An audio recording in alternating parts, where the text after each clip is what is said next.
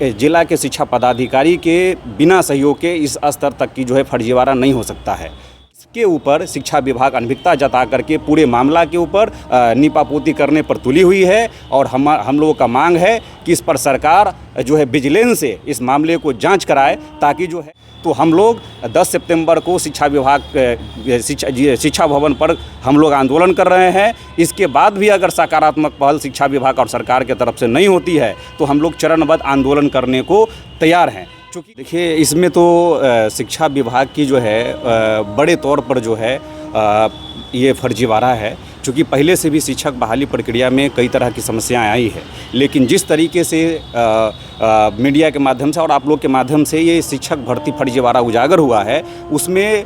समस्तीपुर के डीओ और डीपीओ जिस तरीके से अनभिज्ञता जता रहे हैं, उससे प्रतीत हो रहा है कि जिस तरीके की फर्जीवाड़ा हुआ है उसमें जिला के शिक्षा पदाधिकारी के बिना सहयोग के इस स्तर तक की जो है फर्जीवाड़ा नहीं हो सकता है। क्योंकि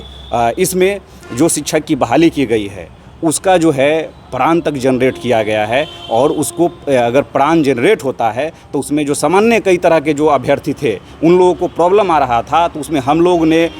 लोग वहाँ पर सहयोग करके तब उसका प्राण जनरेट करवाए। लेकिन इस तरीके के जो फर्जी शिक्षक है उसका प्राण तक जनरेट हो गया, उसका जो है बिल पेमेंट हुआ है, ये पूरे तौर पर फर्जीवाड़ा है। इसके ऊपर शिक्षा विभाग अनभिज्ञता जता करके पूरे मामला के ऊपर नीपापोती करने पर तुली हुई है, और हम लोगों का मांग है कि इस पर सरकार जो है विजिलेंस से इस मामले को जांच कराए, ताकि जो है एक समस्तीपुर के एक प्रखंड के अलावे जो एक चर्चा है कि दर्जनों इस प्रकार के शिक्षक नियुक्त हुए हैं, इसका जो है उजागर होगा, और पूरे बिहार में अलग अलग जिलों में जिस तरीके की घटनाएं हुई है इसका पूरे तौर पर उजागर होगा। अगर इस तरीके की सरकार इसके ऊपर पहल नहीं करती है और शिक्षा विभाग इस तरह से जांच करके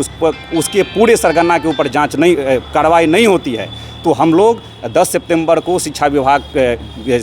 शिक्षा भवन पर हम लोग आंदोलन कर रहे हैं। इसके बाद भी अगर सकारात्मक पहल शिक्षा विभाग और सरकार की तरफ से नहीं होती है तो हम लोग चरणबद्ध आंदोलन करने को तैयार हैं। क्योंकि इसमें कई तरह के गंभीर मसले हैं कि टियर 1 टियर 2 में सरकार की तरफ से सीधे शिक्षा विभाग की तरफ से निर्देश आया था कि 1 सप्ताह के अंदर उसको थंब इम्प्रेशन कराना है, और जिसका थंब नहीं मिलता है उसका जो है विभाग को सूचना देना है। लेकिन आज 6 महीना से ऊपर होने जा रहा है, 100% शिक्षकों का थंब का जो है वेरीफाई नहीं की गई है। जहां पर वेरीफाई नहीं हुआ वहां पर संबंधित एचएम या संबंधित अधिकारी के ऊपर कोई कार्रवाई नहीं की गई। अगर कार्रवाई नहीं की गई तो उसके ऊपर आज इस तरीके की जो घटनाएं आ रही है उसके ऊपर विभाग क्या की है इसकी कोई भी जानकारी नहीं है। इसीलिए अभी जो विभूतिपुर का जो मामला आया है, जो फर्जी शिक्षक थे वो ट्रेनिंग में भी चले गए, जहां ट्रेनिंग में गए वहां से सूचना देने के बावजूद भी उसके ऊपर कोई कार्रवाई नहीं हुई, और उसका ये जो है